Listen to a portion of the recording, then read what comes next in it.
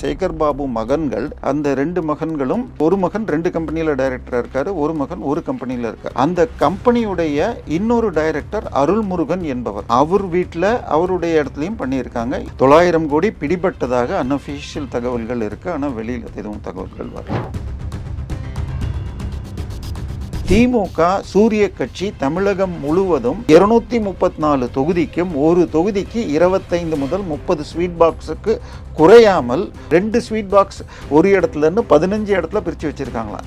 இது வந்து கட்சி கொடுத்தது. இதை தவிர வேட்பாளர்கள் 20 ஸ்வீட் பாக்ஸ் இறக்கணும். இந்த 30+20 50 ஸ்வீட் பாக்ஸ் ஒரு தொகுதியிலையும் இறக்கணுங்கிற அண்டர்ஸ்டாண்டிங்கில் தான் இங்கே போடுறாங்க. இப்போ அந்த கட்சி கொடுத்த 30 ஸ்வீட் பாக்ஸை வைக்கிற அளவுக்கு பாதுகாப்பான இடம் இருக்கணும், நம்பிக்கையான ஆளாக இருக்கணும். ஸோ அது எங்கே இருக்குது என்பதை இன்கம் டேக்ஸும் பறக்கும் படையும் எந்த அளவுக்கு எடுக்க முடியும்னு பார்க்குறாங்க. ஸோ அவர்களுக்கு வந்த தகவல்களின் அடிப்படையில் நேற்றுக்கு சேகர் பாபு வீட்டுக்கு போயிருக்காங்க. 4000 கோடிக்கு 10% போட்டாலே பிஎஃப்னு வாங்க 10ல் 7.5% 12% வாங்குறாங்கன்னு சொல்லி இடி கேஎன் நேரு பேரில் லெட்டர் போட்டது. அப்போ கிட்டத்தட்ட 500 கோடி ஆகுது வெறும் 12% போட்டால். இது தவிர இந்து சமய அறநிலைத்துறை சார்பாக கிட்டத்தட்ட 3000 கோடிக்கு கல்யாண மண்டபம் இதுன்னு கான்ட்ராக்ட் போட்டிருந்தாங்க. அது எல்லாமே ஸ்டே ஆகிடுச்சு. ஸோ இப்போ அதில் ஒரு 3000, இதில் ஒரு 4000னா 7000 கோடிக்கு 10% வச்சா 700 கோடி ரூபாய் கேஷாக நிச்சயமாக சேகர் பாபு மற்றும் முதலமைச்சர்கிட்ட போயிருக்கணும். அதனுடைய நூல்கள் இங்கே எடுத்தாங்கன்னா நிச்சயமாக இது முதல் குடும்பம் வரைக்கும் போகலாம். சின்ன உதாரணம் பார்த்தீங்கன்னா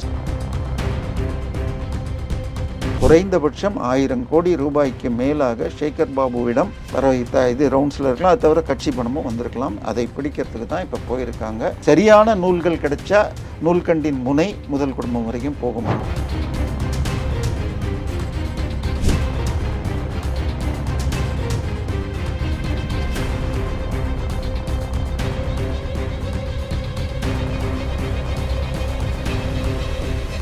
ரியல் ஒன் உறவுகளே, நடுநிலையோடு பொறுப்புடன் செய்திகளை வழங்கி பல லட்சக்கணக்கான மக்களின் நம்பிக்கையை பெற்ற நமது சேனலின் வளர்ச்சிக்கு உங்கள் ஆதரவு தேவை. இந்த ஊடக பயணம் தொடர்ந்து வலுப்பெற திரையில் தெரியும் QR கோட் ஸ்கேன் செய்தோ அல்லது டிஸ்கிரிப்ஷனில் உள்ள வங்கி விவரங்கள் மூலம் உங்களால் முடிந்த அளவு சப்போர்ட் செய்யுங்கள். உங்கள் ஒவ்வொரு ஆதரவும் நமது குரலை இன்னும் பல லட்சம் பேரிடம் கொண்டு செல்ல உதவும். ரியல் ஒன் நேயர்களுக்கு வணக்கம். இன்று நம்மளுடைய நேர்காணலுக்கு அரசியல் விமர்சகரான திரு தேவப்பிரியா அவர்கள் இணைஞ்சிருக்காங்க. சார் வணக்கம். வணக்கம்.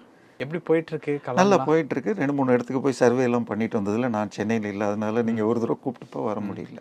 இப்போ அதுக்கு அடுத்த விஷயம் போகலாம். பட் இப்போ இந்த தேர்தல் நேரத்திலையும் ஒரு ஐடி ரைடு வந்து நடந்திருக்கு. சேகர் பாபு அவர்களுடைய மகன்கள் இருக்கக்கூடிய நிறுவனத்தில். ஃபர்ஸ்ட் அந்த நிறுவனம் சென்னையில் தானே சார் இருக்குது? சென்னையில் தான் இருக்குது. நீங்கள் ஃபஸ்ட்டு இது முதல் முறையில் ஒரு 4 நாட்கள் முன்னாடி நம்ம திமுகவின் மேற்கு மாவட்ட அயலகன் துறையில் இருந்த ஜாஃபர் சாதிக் வீட்லேயும் ரைடு பண்ணாங்க. அதுக்கப்புறம் டைரக்டர் அமீர் சுல்தான் வீட்லேயும் பண்ணாங்க. அதில் 900 கோடி பிடிபட்டதாக அன்அஃபிஷியல் தகவல்கள் இருக்குது. ஆனால் வெளியில் எதுவும் தகவல்கள் வரல. ஸோ இது சேகர் பாபுடைய 2 மகன்கள்.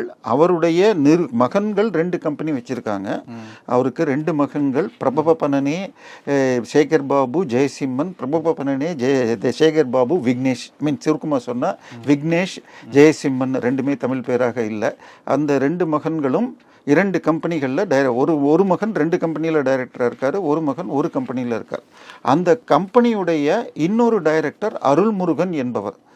அவர் வீட்டில் அவருடைய இடத்துலையும் பண்ணியிருக்காங்க. இன்னொரு அவர் பேர் தொழிலதிபர், அவர் வந்து பிரேம்குமார்னு ஒருத்தர். ஸோ அவர் ஏதோ ஒரு கோயிலில் அரங்காவில் இந்த அருள்முருகன், அதாவது சேகர் பாபு மகன்கள் 2012 டைரக்டராக இருக்கிற கம்பெனியில் இருக்கிற அருள்முருகன் தான் திருச்செந்தூர் கோயில் அரங்காவலர் தலைவராக, அதுக்கப்புறம் தக்காராக போட்டாங்க. ஹைகோர்ட் தக்கார் போட முடியாதுன்னு நீக்கினாங்க. அப்படின்னா இவர் கான்ட்ராக்டராக ரோடு கான்ட்ராக்டு இல்லை கார்பரேஷன் கான்ட்ராக்ட் எடுக்கிறாங்க. ஸோ இது அப்படியே இவருடைய பிஸ்னஸ் இன்ட்ரெஸ்ட்டுக்கு கிளாஷ் ஆகும். அதை தாண்டி திருச்செந்தூர் நீங்கள் எடுத்துக்கிட்டிங்கன்னு வச்சுக்கோங்க. திருச்செந்தூர் கோயிலுக்கு நம்ம தினத்தந்தி குழுமத்தின் உறவினரான திரு சிவநாடார் அவர்கள் 300 கோடி கொடுத்து அதில் பல்வேறு பணிகள் செய்யப்பட்டன. இப்போ அந்த 300 கோடி செலவுகள் கான்ட்ராக்ட் அத்தனையும் டிசைட் பண்ணது இந்த அருள்முருகன். அவர் யாருன்னு பார்த்தா சேகர் பாபு ஜெயசிம்மன், சேகர் பாபு விக்னேஷுடைய கம்பெனி பார்ட்னர். அப்படின்னா இது முழுக்க முழுக்க தொழில் முறையில் உங்களுக்கு இதுவாக இருக்கா? இப்போ இது வந்து சட்டப்படி இந்த கம்பெனி பேர் என்னன்னு பார்த்தீங்கன்னு சொன்னால் எஸ் க்ரோத் அலையன்சஸ் இல்லை எல்எல்பினா லிமிடெட் பார்ட்னர்ஷிப்னு அர்த்தம். ஸோ இந்த எஸ் க்ரோத் அலையன்சஸ்ங்கிற இந்த நிறுவனத்தில் 2012 14 வருடமாக டைரக்டராக இவருடைய மகன்களுடைய டைரக்டராக இருக்கிற அந்த இன்னொரு பார்ட்னர் இல்லை மேனேஜிங் பார்ட்னர் அவரை இது 300 கோடிக்கும் மேல் கான்ட்ராக்ட் உள்ள அதில் நடந்திருக்கு. அதில் பல விஷயங்கள் வெளியிலேருந்து வந்து ஃபோட்டோ பார்த்தா நல்லா இல்லை. அங்கே க்யூவில் நின்று ஒருவர் இறந்து போனான்னு பார்ப்போம். ஒருவர் யாரோ க்யூவில் இருந்தப்போ கேள்வி கேட்டால் ஏன் நிற்கிற, அங்கே போய் திருப்பதியில் நிற்கலையான்லாம் பேசினார். அதன் பிறகு வேறொரு கோயிலில் என்ன சாப்பிட்றேன்னு அசிங்கமான வார்த்தை பேசினார் சேகர் பாபு. பட் சேகர் பாபு யார் அதை பார்க்கணும். அதாவது இன்னைக்கு திமுக பலமாக இருக்கிறது என்று சொன்னால் 2-3 மாவட்டங்களில் தான் முழுமையாக அடிக்கலாம் அப்படின்னு திட்டம் போட்டால் திருச்சியும் சென்னையும் வரும். பட் திருச்சியில் ஓட்ட போடுறதுக்கு 2 வேலை நடந்திருக்கு. ஒன்று, அங்கே தமிழகத்தின் மிகப்பெரிய கார்ப்பரேட் நிறுவன மனைவி நிற்கிறாங்க. நீங்கள் தனியாகவே இதில் ரியல் ஒன் தமிழில் அவங்களுடைய டாக்குமெண்ட்டை போட்டிருக்கீங்க. லீமா ரோஸ் அவர்கள் லால்குடி. ஏன்னா லால்குடிங்கிறது திரு KN நேரு மற்றும் அன்பில் மகேஷ் 2 பேருக்கும் பிறந்த ஊர் இருக்கிற ஏரியா. அதில் இவங்களை போட்டிருக்காங்க. அந்த தொகுதியில் அடிப்படையில் உங்களுக்கு இவர்கள் ஜாஸ்தி, அதாவது உடையார்கள் ஜாஸ்தி. ஸோ லீமா ரோஸ் உடையார் ஜாதி. அங்கே 25 வருஷமாக எம்எல்ஏவாக இருக்கிற சவுந்தரபாண்டி உடையார் சமூகத்தை சேர்ந்தவர். அவரை மாற்றிட்டு இப்போ வேற ஒருத்தரை போட்டிருக்காங்கன்னா கிட்டத்தட்ட அண்டர்ஸ்டாண்டிங் இருக்கா அப்படிங்கிற டவுட் வருது. இதுக்கு அடுத்தது பார்த்தா திருச்சிக்குள்ளே திரு விஜய் திருச்சி கிழக்கில் நிற்கிறார். அதுவும் கொஞ்சம் டஃப்பாக இருக்கும். இங்கே சென்னைக்கு வந்தீங்கன்னு சொன்னால் நார்த் மெட்ராஸ் இவருடைய கோட்டை. நார்த் மெட்ராஸ் மாத்திரம் இல்லை, இப்போ நம்ம இந்த பக்கமே இருக்கோம், சவுத்தில் இருக்கோம். ஒரு 15 நாள் முன்னாடி என்னுடைய உறவினர் வீட்டில் ஒரு இதுக்குன்னு போனால் இல்லை 2 சேனல் கூட போயிருந்தப்ப நீங்கள் இங்கேருந்து பொரசுவாக்கம் தாண்டிட்டீங்கன்னா ஒரு செவ்வறு கூட சேகர் பாபு பெயர் எழுதாமல் காலியாக இல்லாமல், நான் சொல்கிறது 1.5 மாதத்துக்கு முன்னாடியே. ஸோ அப்படி ஒரு கடுமையான உழைப்பை கொடுத்து தன் கையில் வச்சுருக்காரு திரு உதயநிதி அவர்கள். சென்னையில் எங்கே மீட்டிங் போட்டாலும் மத்திய சென்னையிலையோ வட சென்னையிலையோ இவர் இல்லாமல் இருக்கார். ஸோ இவர் தன்னுடைய கையில் வச்சுக்கிட்டு ஏராசா வந்து பொறுப்பாளராக போட்டப்ப என்னோட ஏரியாவில் வராதுன்னே விரட்டி அடித்தவர் இவர். இவரோடு அட்ஜஸ்ட் பண்ணிட்டு போகாத ஆனால் தொகுதியில் நல்ல பேர் உள்ள எழும்பூர் பரந்தாமனுக்கு சீட்டு கொடுக்கப்படவில்லை. திருவிக நகர்லேயே இவங்களுக்கு மேயர் பிரியாவுக்கு இவர் சொல்லி வச்சுருந்தாராம். ஆனால் அவங்க கடைசி நிமிஷத்தில் இவரை விட்டு விட்டு நேராக உதயநிதியை பார்த்தாங்கன்னா அவருக்கும் சீட்டு கொடுக்கல.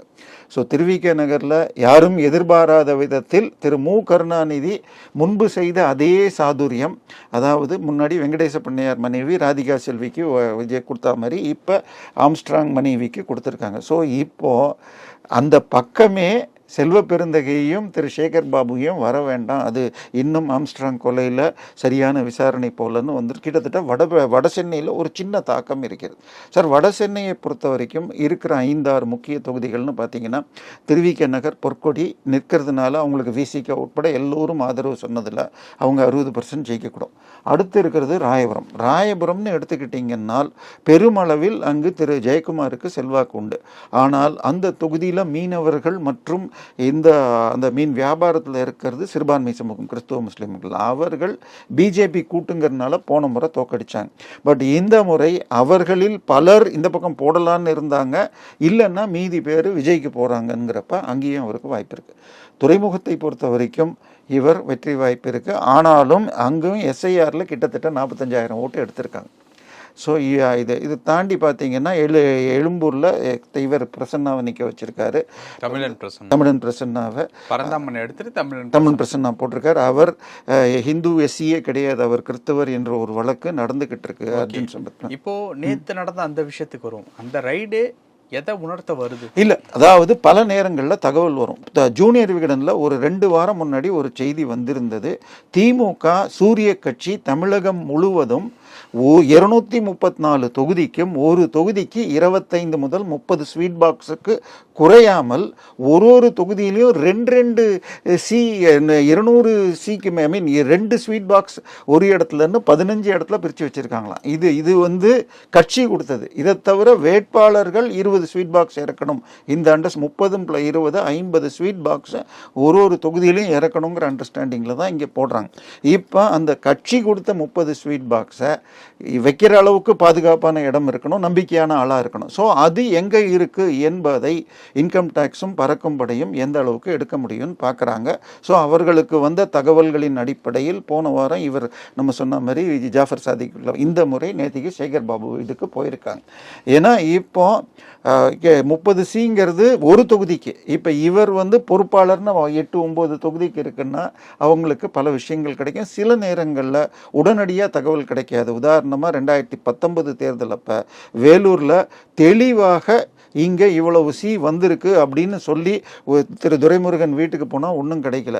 ஆனால் அங்கேருந்து ஃபோனில் செக் பண்ணால் இல்லை கண்டிப்பாக இருக்குது சொல்கிறோன்னு சொல்லிட்டு அதன் பிறகு அவருடைய நெருங்கிய உறவினர் இது பூந்தோட்டம் சீனிவாசன்கிற வீட்டில் உடைய சிமெண்ட் கோடவுனில் புது 200 நோட், அதாவது இது பண்ணி நம்ம டிமானிட்டைசேஷன் பண்ணி ஒரு வருஷத்துக்குள்ள 200 ரூபாய் நோட்டாக 13.5 கோடி பிடிச்சாங்க. அதை மாற்றி கொடுத்ததும் வேலூர் மத்திய பிரான்ச்சு கனரா பேங்க்ல இவருடைய உறவினர் தான் சொல்லி அந்த வழக்கு நடந்துட்டு இருக்கு. ஸோ இப்போ இதில் கேஷ் மாட்டியிருக்கான்னு தெரியாது. ஏன்னா இவர்கள் மிகப்பெரிய சென்னை கார்பரேஷனுக்கும் இதுக்கு ரோடு போடுற சாலை கான்ட்ராக்டருங்கிறாங்க. அந்த பிரேம்குமார் ஒரு எக்ஸ்போர்ட்டருங்கிறாங்க. ஸோ இதில் என்னென்ன சிக்குது, கேஷ் பிடிபட்டால் மட்டுமே தான் வெளியில் சொல்லணும்னு முன்னாடி இருந்துச்சு. அதாவது ரெய்டு பண்ணால் அன்னைக்கு மட்டும்தான் இடியாக இருந்தாலும் ஐடியாக இருந்தாலும் நாங்கள் இவ்வளோ பிடிச்சோன்னு சொல்லலாம். அதன் பிறகு இப்போ நம்மள கேமரா தம்பி வீட்டுக்கு நான் போனேன்னா அவர் இல்லையா நான் டேக்ஸ் கட்டுறேன் அப்படின்னு சொல்லிட்டா அந்த விஷயத்தை வெளியில் சொல்லக்கூடாது. ஏன்னா இது அவருடைய பர்சனல் ரெக்கார்ட். இப்போ நமக்கு வெளியில் அஃபிஷியலாக 900 கோடி வந்ததுன்னு பத்திரிகையாளர் சர்க்கிளில் இவர் வீட்டில் ஜாஃபர் சாதிக் வீட்லேயும் அமீர் வீட்டிலலாம் வந்ததுனால அந்த மாதிரி இருக்குமோ அப்படின்ட்டு கண்டிப்பாக இருக்க வாய்ப்பு இருக்கிறது. ஏன்னா சேகர் பாபுவுடைய கான்ட்ராக்ட் கிட்டத்தட்ட 4000 கோடிக்கு இதில் கார்பரேஷனில் ஏப்ரல் மாதத்துக்கு பிறகு டெண்டர் விடப்பட்டன. ஆச்சா 4000 கோடிக்கு 10% போட்டாலே பிஎஃப்னு வாங்க 10ல் 7.5% 12% வாங்குறாங்கன்னு சொல்லி இடி கேஎன் நேரு பேரில் லெட்டர் போட்டது. அப்போ கிட்டத்தட்ட 500 கோடி ஆகுது வெறும் 12% போட்டா. ஸோ பார்ட்டி ஃபண்ட் முன்னாடி அதுக்கப்புறம் இது பண்ணுறப்ப இது தவிர இந்து சமய அறநிலைத்துறை சார்பாக கிட்டத்தட்ட 3000 கோடிக்கு கல்யாண மண்டபம் இதுன்னு கான்ட்ராக்ட் போட்டிருந்தாங்க. அது எல்லாமே ஸ்டே ஆயிடுச்சு. ஸோ இப்போ அதில் ஒரு 3000 இதில் ஒரு 4000னா 7000 கோடிக்கு 10% வச்சா 700 கோடி ரூபாய் கேஷாக நிச்சயமாக சேகர் பாபு மற்றும் முதலமைச்சர்கிட்ட போயிருக்கணும். அதனுடைய நூல்கள் இங்கே எடுத்தாங்கன்னா நிச்சயமாக இது முதல் குடும்பம் வரைக்கும் போகலாம். சின்ன உதாரணம்னு பார்த்தீங்கன்னா சுவாமிமலை கோயில் லிஃப்ட்டுன்னு போய் கூகுளில் தேடுங்க. 2 லிஃப்ட் போன மாதம் திறந்து வச்சாங்க. 2024 ஆர்டர் பண்ண லிஃப்ட் போடுறதுக்கு 2 வருஷம். எவ்வளவு செலவுன்னு பார்த்தா 3.45 கோடி. எத்தனை பேர் ஏறுற லிஃப்ட்னா 13 பேர். இப்போ நீங்கள் கூகுளில் போய் போடுங்க 13 பேர் போகிற லிஃப்ட்டு செய்யறதுக்கு ஸ்டெயின்லெஸ் ஸ்டீலு கண்ணாடி போட்ட லிஃப்ட்டு 25 லட்சம். அப்போ 2 லிஃப்ட் போடுறதுக்கு 50 லட்சம். இவங்க 3.45 கோடிக்கு செலவு கணக்கு காட்டியிருக்காங்க. திருச்செந்தூருடைய ட்ரஸ்டி தான் இந்த அருள்முருகன்கிறது. அவர் ஒரு வருஷம் இருந்துட்டு 24ல் 2வது வருஷம் எக்ஸ்ட்ரா தக்காரா போட்டப்ப சென்னை உயர்நீதிமன்றம் அவரை டிஸ்மிஸ் பண்ணிடுச்சு, நீங்கள் தக்கார் போடக்கூடாதுன்னு சொல்லிட்டு. ஸோ அந்த அருள்முருகன் கிட்டத்தட்ட 300 கோடி ரூபாய் கான்ட்ராக்டுகளை அங்கே கொடுத்து அதுலேயும் வந்திருக்கு. ஸோ குறைந்தபட்சம் 1000 கோடி ரூபாய்க்கு மேலாக சேகர் பாபுவிடம் இது ரவுண்ட்ஸில் இருக்கலாம். அது தவிர கட்சி பணமும் வந்திருக்கலாம். அதை பிடிக்கிறதுக்கு தான் இப்போ போயிருக்காங்க. சரியான நூல்கள் கிடைச்சா நூல்கண்டின் முனை முதல் குடும்பம் வரைக்கும் போகுமான்னு பார்க்கணும். ஓகே சார், இப்போ அந்த பணம் இப்போ ரைட்டில் சிக்கலை இல்லை வெளியில் தகவல் வரல. அதாவது அவங்க பேசிட்டாங்கன்னு வச்சுக்கோங்க, சார் இதில் ஏதாவது பிடிச்சா நான் டேக்ஸ் கட்டிடுறேன் வெளியில் சொல்லக்கூடாதுன்னு சொல்லிட்டா சொல்லக்கூடாது. சட்டம் அப்படி தான் இருக்குது. அதாவது தனிநபருடைய இப்போ அவங்க வேட்பாளராக நிற்கிறவங்க அவங்க சொத்தை சொல்லணும், அவங்க மனைவி சொத்தை சொல்லணும், மைனர் இருந்தால் மைனர் சொத்தை சொல்லணும். இப்போ உதயநிதி அவர்கள் போன முறை தன்னுடைய மகன் இன்பநிதி சொத்தை அவர் காட்டியிருந்தார். ஆனால் இந்த முறை இன்பநிதியை நீக்கிட்டார். ஸோ ஏன்னா அவர் மேஜர் ஆகிட்டார்னு சொல்லிட்டு.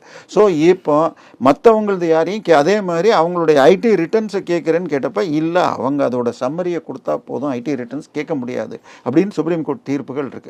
ஸோ இப்போ அவங்க கோஆப்ரேட் பண்ணுறேன் மாட்டினா நீங்கள் சொல்லக்கூடாதுன்னு அப்படி ஏதாவது அஃபிடவிட் கொடுக்கலான்னு இருக்கா? ஏன்னா இதெல்லாம் இவங்க பண்ணியிருப்பாங்க. திமுகவில் 10,000 வக்கீல்கள் வழக்கறிஞர் பிரிவில் இருக்காங்க. ஸோ அதில் இது பண்ணலாம். ஸோ கண்டிப்பாக பணம் சிக்காமல்லாம் இருக்காது சார். ஒரு தொகுதிக்கு 30 இன்னும் 15 இடத்துல வச்சுருக்காங்கன்னு ஒரு ஜூனியர் விகடன் பத்திரிகை, பாரம்பரிய விகடன் குழும பத்திரிகை சொல்லுதுன்னா நிச்சயமாக இருக்கும். அதை எந்த அளவுக்கு சக்ஸஸ்ஃபுல்லாக பிடிக்கிறாங்கன்னு பார்க்கணும். 2011 தேர்தலில் சென்னையிலேருந்து போன ஒரு ஆம்னி பஸ்ஸில் 5.5 கோடி மாட்டிச்சு. 2021 நம்ம உதயநிதி சாருடைய அன்பு தம்பி சார் ஆகாஷ் பாஸ்கரன் வீட்டில் எக்மோரில் ஒரு 4.5 கோடி சிக்கிருக்கு. இங்கே அந்த மாதிரி வெளியில் வரல. இப்போது சட்டங்கள் ஏதாவது மாற்றிருக்காங்களா, சொல்ல வேண்டான்னு இருக்கா என்னன்னு தெரியல. பிடிபட்டால் நிச்சயமாக இன்னைக்கு வரும். ஏன்னா வெளியில் சொல்லாமல் இருக்கிறது தப்பு. ஏன்னா ரெய்டுன்னு போனால் சொல்லணும். அதுதான் என்னுடைய பார்வை. பல விஷயங்கள் துல்லியமாக சொல்லியிருக்கீங்க. மேலும் ஒரு வீடியோவில் சந்திப்போம். நன்றி. உங்கள் பிசினஸ் இன்னும் அதிக மக்களை சென்றடைய வேண்டுமா? இன்றைய டிஜிட்டல் உலகில் சரியான ப்ரமோஷன் தான் வெற்றியின் முதல் படி. தமிழகம் முழுவதும் பல லட்சக்கணக்கான பார்வையாளர்களை தினமும் சென்றடையும் ரியல் ஒன் யூடியூப் சேனல்களில் உங்கள் பிசினஸ் இனி எல்லோரும் அறியட்டும். குறைந்த செலவில் அதிக ரீச். உங்கள் பிராண்டுக்கு நம்பிக்கையும் வளர்ச்சியும் சேர்க்க இன்றே எங்களை தொடர்பு கொள்ளுங்கள். 928 00 87 164.